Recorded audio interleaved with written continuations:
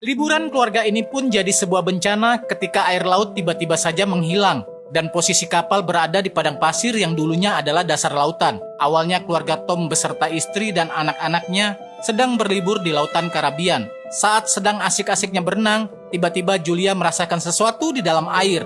Akan tetapi saat dia melihat di sekelilingnya tidak ada gangguan apapun. Dan bahkan air lautnya sangat tenang. Setelah beberapa detik, Julia lagi-lagi merasakan sesuatu dan saat dirasakan, ternyata itu adalah arus laut yang mulai menyeret Julia menjauh dari kapal. Nggak cuma itu saja, kompas di dalam kapal juga mulai bertingkah aneh dan terus-terusan berputar-putar tanpa henti. Julia kemudian berteriak meminta tolong sekencang-kencang mungkin. Namun Casey yang sedang memutar lagu tidak mendengarkan teriakan ibunya itu. Begitu pula dengan Tom dan Ben yang sedang strike ikan besar. Tapi untungnya Tom segera sadar dan mendengarkan teriakan Julia. Di sini Tom segera meminta Casey untuk mendekatkan kapalnya ke arah Julia. Setelah jarak sudah sangat dekat, Tom kemudian terjun ke lautan untuk menyelamatkan sang istri. Setelah mengangkat Julia kembali ke kapal, Julia memberitahukan keluarganya kalau dirinya tiba-tiba terseret menjauh seolah-olah air laut ini berjalan ke arah selatan. Di malam harinya mereka kemudian merayakan pesta ulang tahun Ben yang ke-13. Ben kemudian mendapatkan hadiah dari Tom dan Julia, sebuah laptop yang memang sudah diidam-idamkannya.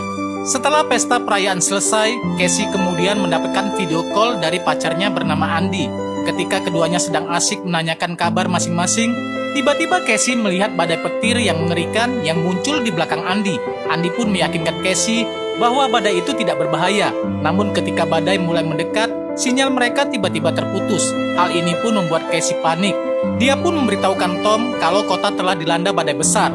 Tetapi belum sempat mencari tahu, tiba-tiba mereka mendengar suara seperti cerot-cerot dan saat mereka keluar, suara itu ternyata dari kawanan paus yang bertingkah aneh, di mana salah satunya tidak sengaja menabrak bagian bawah kapal. Karena takut ada kebocoran, Tom pun memutuskan menyelam untuk mengeceknya. Namun setelah Tom kembali, entah kenapa Tom mengalami luka di bagian bahunya. Julia yang merupakan seorang dokter kemudian menjahit luka Tom. Sembari dijahit, Tom menjelaskan bahwa plat di bagian bawah kapal mengalami kebengkokan.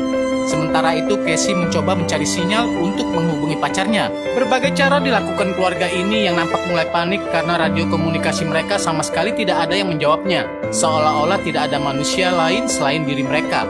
Dikarenakan baling-baling kapal mengalami kerusakan, Tom pun mulai menyimpulkan kalau mereka sekarang sedang terdampar. Di saat itu juga tiba-tiba mereka mendengar suara gemuruh dari atas dan saat dilihat, ternyata suara itu berasal dari benda-benda bercahaya yang jatuh dari langit. Melihat benda-benda itu mulai jatuh semakin dekat, Tom pun nekat menyalakan mesinnya dan berpindah tempat untuk menghindari kejatuhan benda itu yang diduga sebagai meteor. Tetapi seiring berjalannya waktu, angin malah semakin kencang sehingga membuat kapal mereka berguncang-guncang, layaknya berada di atas ombak tsunami. Akibat dari guncangan tersebut, Tom dan Julia terluka, sedangkan Casey muntah-muntah. Tom kemudian mencoba menyalakan sinyal bantuan, namun ombak semakin kencang dan layar pun menjadi gelap. Di pagi harinya kapal terlihat sudah tenang. Tom beserta keluarganya pun segera bangun untuk memeriksa keadaan kapalnya. Namun begitu mereka keluar dari kapal, tempatnya dibuat bengong dengan semua air laut yang telah menghilang. Dan kemungkinan besarnya 99% manusia tidak ada yang selamat. Mendengar fakta ini, Casey pun sangat syok karena artinya pacarnya sudah meninggal. Julia kemudian mulai mengumpulkan perbekalan, sedangkan Ben menerbangkan balon sisa pesta semalam agar para penyintas yang selamat bisa melihat keberadaan mereka. Tom kemudian iseng mengirim sinyal radio. Siapa tahu ada yang menjawabnya. Dan saat ditunggu beberapa menit, ternyata ada seorang pria yang menjawab komunikasi radio dari Tom. Pria itu bernama Nuto yang merupakan kapten kapal selam kecil. Di mana sebelum bencana, Nuto dan satu rekannya sedang menjalankan misi di dasar laut. Dan itulah mengapa Nuto masih selamat. Nuto kemudian memberitahukan Tom bahwa dirinya melihat tanda-tanda gerakan sistematik yang menandakan kalau kutub akan berbalik ke semula, sehingga lautan akan kembali dalam waktu sekitar seminggu lagi. Maka dari itu Nuto menyarankan Tom beserta keluarganya untuk mencari tempat yang lebih tinggi, karena perpindahan air laut akan menciptakan mega tsunami yang sangat tinggi.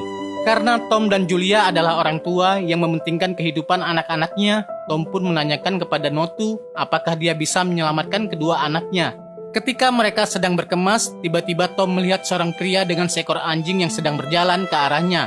Tanpa pikir panjang, Tom pun segera pergi ke pria tersebut untuk menawarkan sedikit air. Tom lalu mendapati kalau pria itu terluka di bagian kakinya. Ketika Tom hendak mengajak si pria ke kapal untuk mengobati lukanya, tiba-tiba saja pria itu malah menyerang Tom. Melihat suaminya tewas di depan mata, wanita ini pun sangat terpukul. Sungguh pembunuh itu tidak punya rasa kemanusiaan. Julia lalu memberikan flare gun kepada Casey dan menyembunyikan Casey serta Ben ke dalam bangku. Sedangkan dirinya bersembunyi di balik toilet sambil memegang pisau untuk berjaga-jaga. Pria itu kemudian berhasil mendobrak pintu kapal, lalu mengambil makanan milik Julia. Setelah itu dia berusaha menemukan Julia. Tapi untungnya Julia sudah pergi terlebih dahulu melalui lubang dan bersembunyi di bawah kapal. Sayangnya anjing milik pria itu muncul dan menyerang Julia, yang membuat Julia terpaksa membungkam anjing itu. Melihat anjingnya yang terkapar, pria ini pun semakin murka. Dia lalu sangat bernafsu untuk mendapatkan Julia. Sampai akhirnya Julia pun ditangkap oleh pria ini. Melihat ibunya hendak dihabisi, Casey pun memberanikan diri menembak pria itu menggunakan flare gun. Tembakan itu berhasil menjatuhkannya, tapi percikan api yang dihasilkan mulai membakar seisi kapal. Julia segera mengambil semua peralatan dan perbekalan. Setelah itu dia pergi membawa kedua anaknya. Di saat ketiganya sedang meratapi kematian Tom, tiba-tiba pria tadi keluar dari dalam kapal. Lalu tidak berpikir panjang, Julia, Ben, dan Casey pun berlari sekencang mungkin tepat saat kapal itu meledak. Ketiganya melintasi bukit-bukit karang dan beristirahat di ngarai bebatuan. Di sini Ben mulai menyalahkan dirinya sendiri karena menerbangkan balon yang membuat pria itu datang. Namun Julia mengatakan kalau itu bukanlah salah Ben. Tetapi karena pria itu masih mengikuti mereka, Julia pun mendesak Ben untuk melanjutkan pelarian mereka.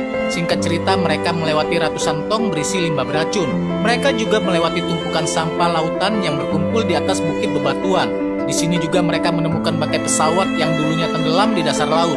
Karena situasi mereka sudah cukup aman, mereka pun menggunakan bangkai pesawat ini sebagai tempat untuk beristirahat. Di sini Julia mulai menceritakan kepada kedua anaknya bagaimana dirinya bertemu dengan Tom untuk pertama kalinya. Jadi waktu itu Julia diminta untuk menangani pasien yang terkena penyakit dekompresi setelah gagal menyelam. Pasien itu adalah Tom. Lalu setelah dirawat beberapa hari oleh Julia, Tom mulai jatuh cinta dengan Julia, sehingga jadilah Casey dan Ben.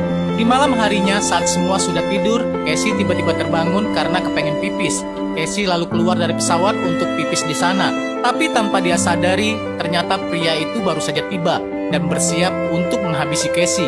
Untungnya sebelum hal itu terjadi, Julia muncul dan langsung menikam pria itu sampai terkapar. Alhasil kini Julia pun lega karena sudah tidak ada lagi ancaman yang bisa membahayakan anaknya. Singkat cerita, di keesokan harinya, saat ketiganya hendak melanjutkan perjalanan, mereka dikejutkan dengan mayat pria itu yang hancur berantakan. Dari situlah Julia sadar kalau masih ada ancaman yang jauh lebih menyeramkan dari pria tadi, yaitu binatang buas. Ketiganya lalu melanjutkan perjalanan menuju titik koordinat yang diberikan Nuto. Demi melindungi kedua anaknya, ibu ini berusaha mengumpulkan barang rongsokan untuk membangun shelter sebagai tempat beristirahat. Setelah shelter jadi, Julia kemudian menyuntik Ben dengan vaksin. Karena sebelumnya Ben yang merasa sangat haus, meminum genangan air asin yang penuh dengan bangkai ikan. Singkat cerita, ketika hari mulai gelap, Julia tiba-tiba mendengar suara-suara aneh dari luar. Dia pun keluar dari shelter. Dan betapa kagetnya Julia ketika melihat ribuan kepiting Alaska muncul dari balik bukit. Julia pun langsung mengajak anaknya dan lari sekencang mungkin dari kejaran kepiting tersebut. Selama pelariannya, mereka melihat sebuah kapal barang besar, di mana ternyata ada beberapa orang yang masih selamat. Julia lalu meminta pertolongan kepada mereka, namun mereka menolak dan malah mengunci diri di dalam kontainer. Alhasil, Julia, Casey, dan Ben pun memilih menaiki kontainer. Di saat itu juga, para kepiting menemukan lubang masuk ke dalam kontainer. Mereka pun mulai masuk dan memakan semua orang yang ada di dalamnya. Sementara itu Julia tiba-tiba pingsan akibat gigitan kepiting. Singkat cerita, di keesokan harinya Julia terbangun. Dia mendapati Ben dan Casey sudah tidak ada. Gak cuma itu saja, angin kencang juga mulai melanda wilayah tersebut, yang menandakan kalau kutub akan kembali ke semula. Julia akhirnya bertemu lagi dengan Casey dan Ben. Ketiganya lalu masuk ke dalam kontainer untuk mengambil senapan dan beberapa perlengkapan. Selagi menunggu angin kencang mereda, Julia membakar luka di kakinya dengan bubuk mesiu. Setelah angin menghilang, ketiganya lalu menghubungi Nuto melalui telepon satelit milik salah satu mayat. Nuto memberitahu Julia kalau perkiraannya tentang kembalinya air laut itu salah, di mana laut bakal kembali ke semula pada hari ini, tepatnya 3 jam lagi. Untuk mengetahui lokasinya, Nuto pun menembakkan flare gun yang kemudian dilihat oleh Ben serta Julia. Tanpa berpikir panjang, ketiganya pun segera pergi ke Nuto yang jaraknya lumayan jauh.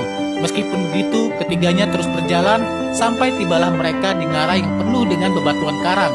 Ketika mereka hampir keluar dari ngarai tersebut, tiba-tiba terjadilah longsor batu yang membuat Casey serta Ben terpisah dengan Julia. Mengingat waktu tinggal 1 jam lagi sebelum air laut datang, Julia pun meminta Casey untuk membawa Ben ke Nuto secepat mungkin. Namun sebelum pergi, Casey dan Ben memberitahukan Julia bahwa mereka sangat menyayanginya. Keduanya kemudian berlari ke kapal selam kecil milik Nuto. Sesampainya di sana, Casey mendapati kalau Nuto sedang sekarat akibat serangan kepiting. Sadar kalau dirinya akan meninggal, Nuto pun menyarankan Casey untuk menjemput kembali Julia. Casey pun berlari kembali ke ngarai itu untuk menolong ibunya. Sementara Julia yang sudah putus asa dikejutkan dengan munculnya puluhan kepiting. Sebagai wujud perlawanan terakhirnya, Julia pun menembaki kepiting-kepiting itu dengan senapannya. Namun karena terlalu banyak, Julia pun kehabisan peluru. Ketika Julia sudah pasrah akan kematiannya, tiba-tiba saja Casey muncul dari balik longsor. Casey lalu mengeluarkan semua tenaganya untuk menarik ibunya itu. Setelah berhasil, keduanya segera berlari ke kapal selam sambil dikejar oleh ribuan kepiting Alaska. Julia, Casey, dan Ben kemudian naik ke atas kapal sehingga para kepiting tersebut tidak bisa menggapai mereka. Setelah ketiganya memasuki kapal, mereka dikejutkan dengan datangnya mega tsunami yang baru balik dari kutub utara. Tsunami itu lalu menghantam kapal selam yang membuat Julia, Casey, dan Ben terguncang cukup hebat. Dalam posisi ini, Julia mulai teringat kenangannya bersama Tom, sebelum akhirnya dia pingsan. Beberapa saat kemudian, ketiganya kemudian tersadar dari pingsannya dan mendapati kalau kapal selam telah berhenti berguncang. Mereka kemudian keluar dari kapal selam itu dan menemukan diri mereka berada di pantai dekat kota besar yang terperangkap. Nah guys, begitulah alur dari kisah film ini. Saksikan terus ya film selanjutnya.